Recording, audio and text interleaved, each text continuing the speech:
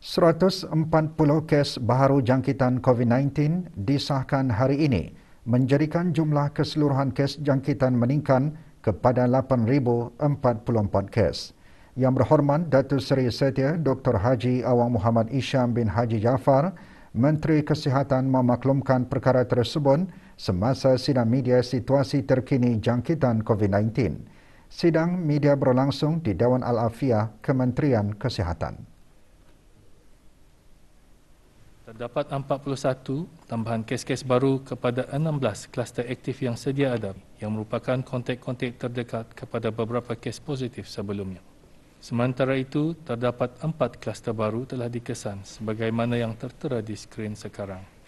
Kesemua kluster baru ini adalah kluster rumah persendirian yang melibatkan 31 kes. Dalam pada itu, 2 kluster telah ditutup setelah tidak ada kes dikesan di dalam kluster berkenaan selama 28 hari. Kluster-kluster yang ditutup ialah kluster immigration dan kluster Samima. Oleh demikian, jumlah kluster yang aktif adalah 144 kluster. Selain itu, terdapat 1 kes import yang merupakan seorang transporter yang tiba ke negara ini dari Limbang, Malaysia dan telah menjalani surveillance swab di negara ini pada 4 Oktober 2021. Manakala terdapat 67 kes baru yang masih dalam siasatan bagi mengenal pasti sumber jangkitan. Dalam pada itu, 133 kes telah disahkan sembuh pada hari ini, yang membawa jumlah kes yang sembuh di negara Brunei Darussalam kepada 5,634 kes. Manakala jumlah kes aktif ialah sebanyak 2,350 kes. Di kalangan kes-kes yang sedang ada dalam rawatan sekarang, 7 kes adalah dalam kategori 5 dan sedang dirawat di unit rawatan intensif. Kesemua mereka memerlukan bantuan mesin pernafasan ataupun artificial ventilation. 2 daripadanya juga memerlukan bantuan mesin tambahan heart lung machine ataupun ECMO. Sementara itu, 32 kes lain dikategorikan dalam kategori 4, iaitu mereka yang memerlukan bantuan oksigen dan adalah di bawah pemantauan rapi. Dalam tempoh 24 jam yang lalu, sebanyak 5,062 sampel telah diuji bagi virus SARS-CoV-2 yang membawa jumlah keseluruhan ujian makmal dijalankan sejak Januari 2020 kepada 379,121 ujian. Pada 4 Oktober 2021, seramai 8,015 orang telah menerima suntikan vaksin COVID-19. Menurut Menteri Kesihatan, ini bermakna di bawah program vaksinasi kebangsaan, seramai 310,416 orang telah menerima 1 dos vaksin COVID-19, iaitu 68.4% daripada jumlah penduduk negara. Manakala 201,941 orang telah melengkapkan 2 dos vaksin COVID-19, iaitu 44.5% daripada jumlah penduduk negara. Kementerian Kesihatan juga mengongsikan gambaran keberadaan kes-kes positif yang dikesan di negara ini hasil penelitian yang telah dijalankan. 26 September sehingga 2 Oktober 2021, terdapat 3 buah mukim yang mempunyai kes positif melebihi 80 kes. Mukim-mukim tersebut ialah Mukim Brakas A dengan 112 kes, Mukim Pekan Tutung 130 kes dan Mukim Kuala Belait 118 kes. Menteri Kesihatan juga mengongsikan hasil pemantauan agensi-agensi penguatkuasaan yang dilakukan semalam semasa larangan keluar rumah. Banyak 50 pelanggaran arahan tersebut di seluruh negara telah dikeluarkan denda kompaun. Orang ramai adalah diingatkan sekali lagi untuk mematuhi arahan yang telah dikeluarkan demi memulihkan semula keadaan negara dari jangkitan COVID-19. Di samping itu, marilah kita berdoa agar semua pesakit termasuk yang dijangkiti COVID-19 dikurniakan kesembuhan secepatnya dan sepenuhnya. Semoga Allah Subhanahu Wa Taala senantiasa melindungi dan merahmati rakyat dan penduduk negara Brunei Darussalam. Amin, amin. Amin ya Rabbal Alamin. Suasana lengang dan sepi dapat dirasai di seluruh negara apabila operasi pulih selama 2 minggu bermula semalam. Operasi pulih dilaksanakan bagi mengurangkan pergerakan serta risiko penularan jangkitan COVID-19.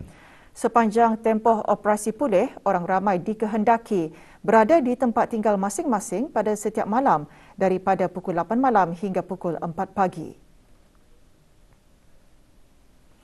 Keadaan lalu lintas di beberapa jalan utama di sekitar daerah Brunei dan Muara mula berkurangan sekitar pukul 7 malam dan keadaan semakin lengang setelah bermulanya tempoh operasi.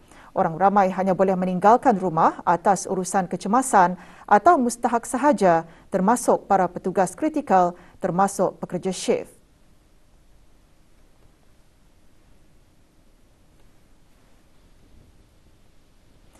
Kebanyakan premis perniagaan ditutup seawal pukul 6.30 petang atau pukul 7 malam bagi memudahkan para peniaga dan pekerja berada di rumah lebih awal. Sesiapa yang didapati melanggar arahan tanpa alasan yang munasabah boleh dikenakan denda kompaun RM100 seorang bagi setiap kesalahan. Rakyat dan penduduk perlu berganding bahu dan bekerjasama dalam membendung penularan jangkitan COVID-19 ke arah membantu kerajaan melaksanakan pelbagai usaha secara berfasa untuk membawa negara keluar dari pandemik.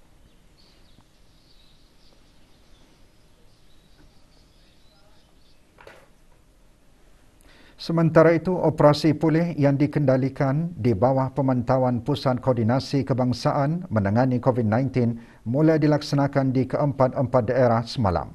Operasi dilaksanakan bagi meningkatkan kesedaran orang ramai agar mematuhi undang-undang dalam membendung penularan jangkitan COVID-19 di negara ini.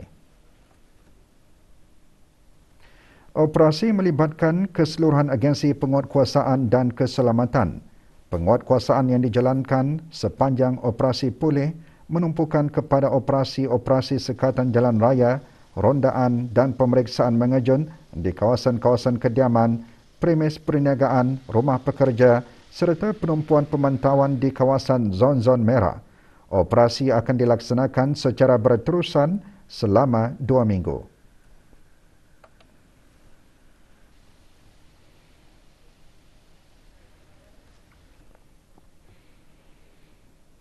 Kementerian Kesihatan terus menerima sumbangan oleh pelbagai pihak dalam sama-sama menangani dan membendung penularan wabak COVID-19 di negara ini. Kementerian Kesihatan menerima sumbangan cek bagi tabung COVID-19 Relief Fund 2021 berjumlah RM3,000 daripada orang persendirian dan cek berjumlah RM5,000 daripada Pertubuhan Warga Mas. Beberapa sumbangan juga diterima daripada milik mewah Department Store Sendirian Berhad, Jaya Hypermarket Sendirian Berhad, Utama Grand Superstore Sendirian Berhad dan Emporium Jaya Department Sendirian Berhad. Juga memberikan sumbangan Tiens Brunei, Simpor Pharma Sendirian Berhad, Jafaria Supermarket Sengkurong, Motorhead MG dan beberapa orang persendirian. Orang ramai yang ingin membuat sumbangan boleh berhubung terus dengan MOH Emergency Operation Centre melalui talian 7295-712 pada waktu bekerja sahaja.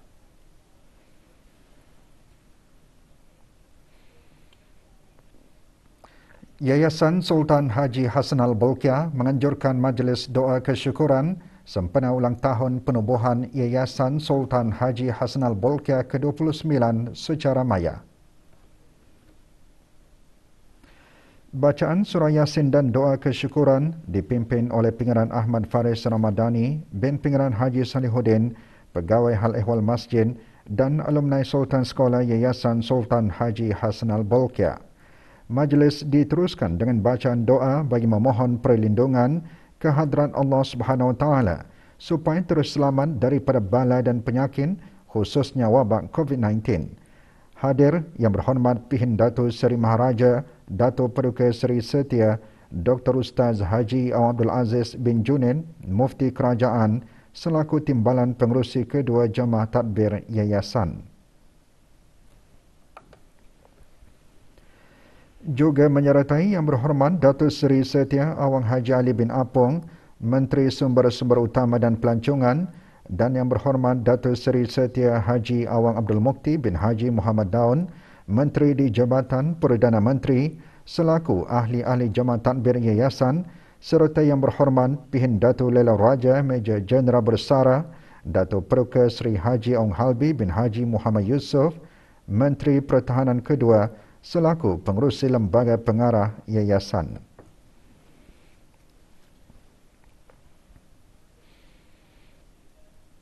Negara Brunei Darussalam mengguna pakai pendekatan Whole of Nation melalui pelaksanaan Dasar Perubahan Iklim Kebangsaan BNCCP yang dirangka ke arah rendah karbon dan kedayatahanan iklim negara.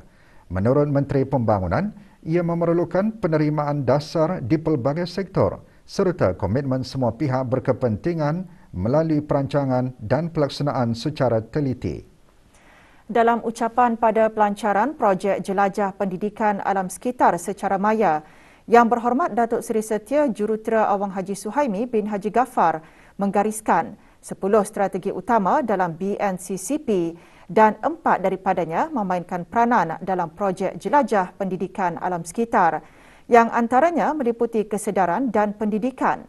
Jelas Yang Berhormat, pendidikan iklim menjadi kunci untuk mengurangkan impak perubahan iklim dan memastikan ekonomi yang kukuh dan berdaya tahan. The government has rolled out numerous policies and initiatives to combat climate change. However, natural-based solutions such as tree planting can have a significant impact on addressing climate change in this country. The average Bruneian's carbon footprint is around 10 tons of carbon dioxide equivalent per year, which is equivalent to 10 numbers 2-story houses. To offset these emissions, 200 trees would need to be planted every year.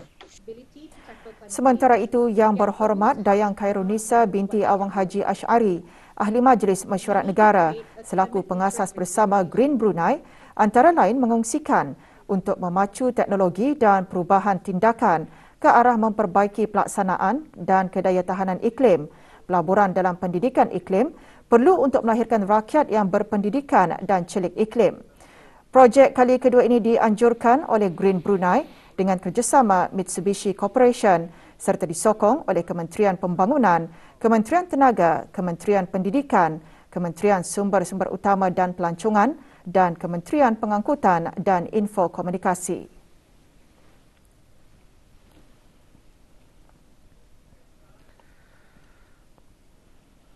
Jabatan Perkhidmatan Awam Jabatan Perdana Menteri memaklumkan bahawa ke bawah Duli Yang Maha Mulia Paduka Seri Baginda Sultan dan Yang di-Pertuan Negara Brunei Darussalam telah memperkenankan bagi Yang Mulia Pengiran Muhammad Khairuddin bin Pengiran Haji Yusof, Pegawai Pentadbir Kanan di Jabatan Perkhidmatan Pengurusan, dinaikkan pangkat sebagai Pengarah Perkhidmatan Pengurusan di Jabatan Perkhidmatan Pengurusan Jabatan Perdana Menteri mulai 8 September 2021.